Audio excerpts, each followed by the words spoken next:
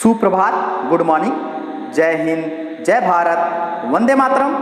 आप सभी प्रिय देशवासियों और सामान्य शिक्षकगण का मेरे YouTube चैनल शैक्षिक विज्ञान और तकनीकी चैनल में हार्दिक स्वागत और अभिनंदन करता हूं। मैं सहायक अध्यापक सुरेंद्र कुमार UPS चकापार काशीपुर अकबरपुर अम्बेडकर नगर जिला से हूँ। सफलता और असफलता हमारे मन की उपज होती है। जीवन में सफल होने के लिए यह जरूरी है कि हम असफल हों, क्योंकि असफलता ही हमारे जीवन में सफल होने की कुंजी होती है। This is my own thoughts. आपको असफल और सफल में बहुत ज़्यादा अंतर नहीं होता है और हमें जीवन में सफल होने के लिए असफल होना पड़ता है। सम्मानित शिक्षकगणों के लिए खंड शिक्षा अधिकारी परीक्षा BEO उद्देश्यपूर्ण वीडियो उत्तर प्रदेश लोक सेवा आयोग। टीचर सुरेंद्र कुमार, खंड शिक्षा अधिकारी परीक्षा BEO के पुराने प्रश्न पत्रों का व्याख्यानात्मक हल 2003 की शुरुआत मैं कर चुका हूँ। भाग 1 आपको प्रस्तुत कर चुका दिया हूँ। अब हम भाग 2 की बात करेंगे। भाग 1 में आपने 20 प्रश्नों को देखा, अब इसमें 21 से लेकर 40 तक को प्रश्न को देखेंगे। चलिए शुरू करते हैं। प्रश्न नंबर 21, निम्नलिखित में से कौन सा देश राष्ट्रमंडल में फिर से सम्मिलित हुआ है? इसके 4 ऑप्शन दिए गए हैं, ईरान, नेपाल, पाकिस्तान, चीन। तो इसका जो सही उत्तर है वो ऑप्शन C है, पाकिस्तान, अर्थात राष्ट्रमंडल में सम्मिलित पाकिस्तान हुआ था। प्रश्न नंबर 22, क्वाड निम्नलिखित देशों में से किस देश का सिक्का है? इसके 4 ऑप्शन दिए गए हैं, इजराइल, ब्रिटेन, थाईलैंड, म्यांमार। आप इसका जो सही उत्तर है D है, म्यांमार। इसके जो 3 ऑप्शन और हैं, इजराइल रोकेल, ब्रिटेन का पाउंड, थाईलैंड का वहत मुद्रा होती है। प्रश्न नंबर 23 की बात करते हैं। 23, क्लोरोफिल एवं हीमोग्लोबिन में उपस्थित धातुएं क्रमशः हैं। इसके 4 ऑप्शन दिए गए हैं, जिंक तथा मैग्नीशियम, B मैग्नीशियम तथा आयरन, C मैग्नीशियम तथा पोटेशियम और D कोबाल्ट तथा आयरन। तो इसका 23वें का सही उत्तर होगा मैग्नीशियम तथा आयरन। जैसा कि मुझे मालूम है, क्लोरोफिल में मैग्नीशियम होता है और हीमोग्लोबिन में आयरन होता है। प्रश्न नंबर 24 की बात करते हैं। प्रथम स्वदेशी तकनीक से संचालित T-90S युद्धक टैंक को नाम दिया गया था। इसके 4 ऑप्शन दिए गए हैं, अर्जुन, भीम, भीष्म और तरंग। तो प्रश्न नंबर 24 का जो सही उत्तर है, जो स्वदेशी तकनीक से संचालित T-90S युद्धक टैंक का नाम था वो था भीष्म। प्रश्न नंबर 25 की, जिसके द्वारा लिखित कविता का शीर्षक है एक टुकड़ा धरती, एक टुकड़ा आसमान। इसके 4 ऑप्शन दिए गए हैं, सुमित्रा नंद पंत, जयशंकर प्रसाद, अयोध्या सिंह उपाध्याय और विश्वनाथ प्रताप सिंह। तो प्रश्न नंबर 25 जो कविता का शीर्षक है एक टुकड़ा धरती, एक टुकड़ा आसमान, उसका सही उत्तर है D विश्वनाथ प्रताप सिंह। प्रश्न नंबर 26, भारत में मुद्रा स्फूर्ति की माप होती है? इसके 4 ऑप्शन दिए गए हैं। A ऑप्शन है औद्योगिक कर्मकारों हेतु उपभोक्ता कीमत सूचकांक द्वारा, B कृषि कर्मकारों हेतु उपभोक्ता कीमत सूचकांक द्वारा, C फुटकर कीमत सूचकांक द्वारा और चौथा थोक कीमत सूचकांक द्वारा।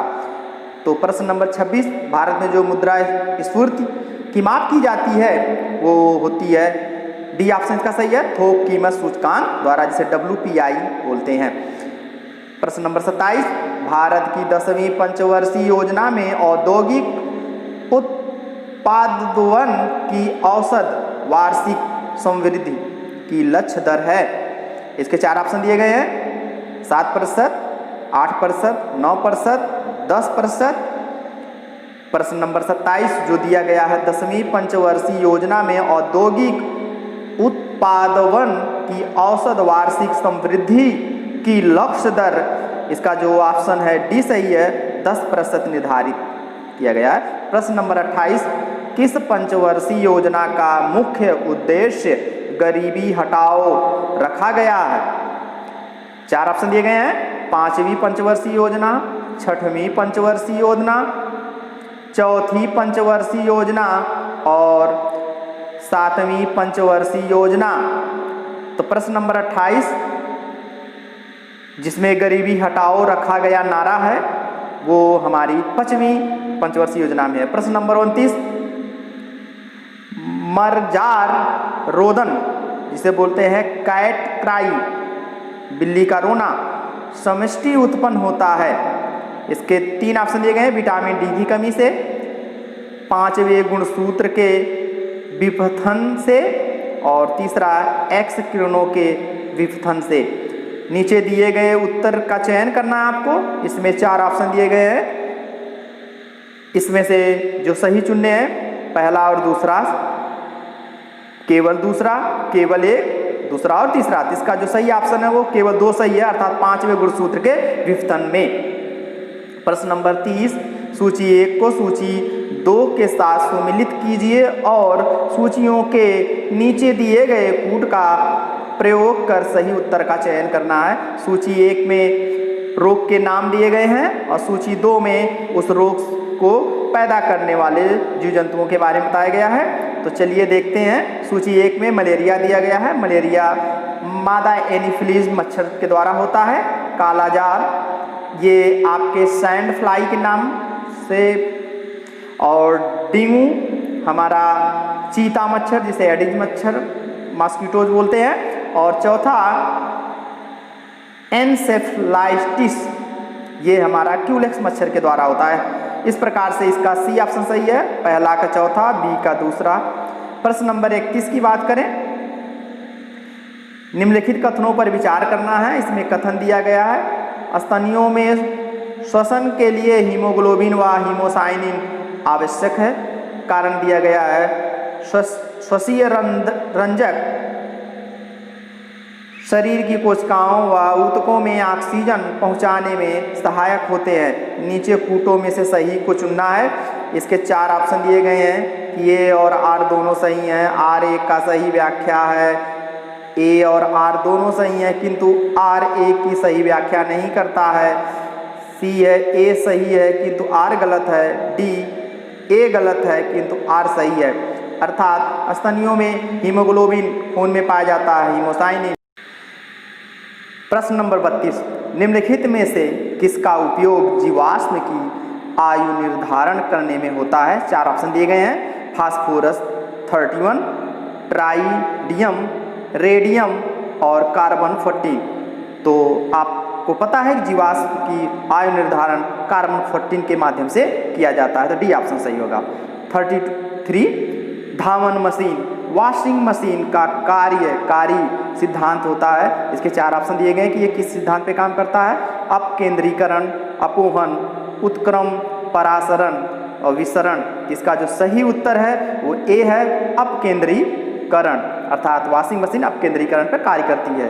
प्रश्न नंबर 34, निम्नलिखित किरणों के बारे में जानिए। पहला है अवरक्त, दूसरा परावैंगनी, तीसरा गामा, चौथा सूक्ष्म तरंग। इनके घटते हुए तरंग दैर्घ्य के आधार पर इनको सही तरीके से व्यवस्थित करना है। इसके 4 ऑप्शन दिए गए हैं। इन चारों ऑप्शन में जो ऑप्शन सही है वो ए है, अर्थात सबसे पहले सूक्ष्म तरंग, इसके बाद अवरक्त, इसके बाद परावैंगनी किरणें और गामा, अर्थात 4, 1, 2, 3 ऑप्शन सही। प्रश्न नंबर 35, निम्नलिखित में से कौन सा नत्रजनीय जैव उर्वरक के रूप में प्रयुक्त होता है? नत्रजनी मतलब नाइट्रोजन। इसके 4 ऑप्शन दिए गए हैं, कवक, मॉस, नील हरित शैवाल और चौथा है अनावृत बीजी। तो इसका जो सही ऑप्शन है वो सी है, नील हरित शैवाल, जिसे साइनोबैक्टीरिया के नाम से भी जानते हैं। प्रश्न नंबर 36, सूची 1 और सूची 2 के साथ सुमेलित कीजिए और सूचियों के नीचे दिए गए कूट का प्रयोग कर सही उत्तर का चयन करना है। सूची 1 में पौधा दिया गया है और सूची 2 में उसके उपयोग दिए गए हैं। पौधा ब्राह्मणी, सदाबहार, तुलसी, पुदीना। तो ब्राह्मणी का प्रयोग मस्तिष्क का टॉनिक के रूप में जाना जाता है। सदाबहार मधुमेह दूर करने वाला। तुलसी कफो उत्सारक के रूप में होता है। पुदीना वातहार के रूप में होता है। इस प्रकार से इसका बी ऑप्शन सही है। ए का जो है चौथे से, अर्थात ब्राह्मणी का मस्तिष्क का टॉनिक के रूप में, और इस प्रकार से बी का 1, सी का 3 और डी का 2 से। प्रश्न नंबर 37, निम्नलिखित में से कौन सी सूचना प्रौद्योगिकी परिभाषित नहीं है? इसके 4 ऑप्शन दिए गए हैं। A login, B modem, C password, D Pinaka. इसका जो सही ऑप्शन होगा वो डी होगा, पिनाका। ये आपका सैटेलाइट से संबंधित है, जबकि लॉगिन, मॉडेम और पासवर्ड ये कंप्यूटर टेक्नोलॉजी से संबंधित है।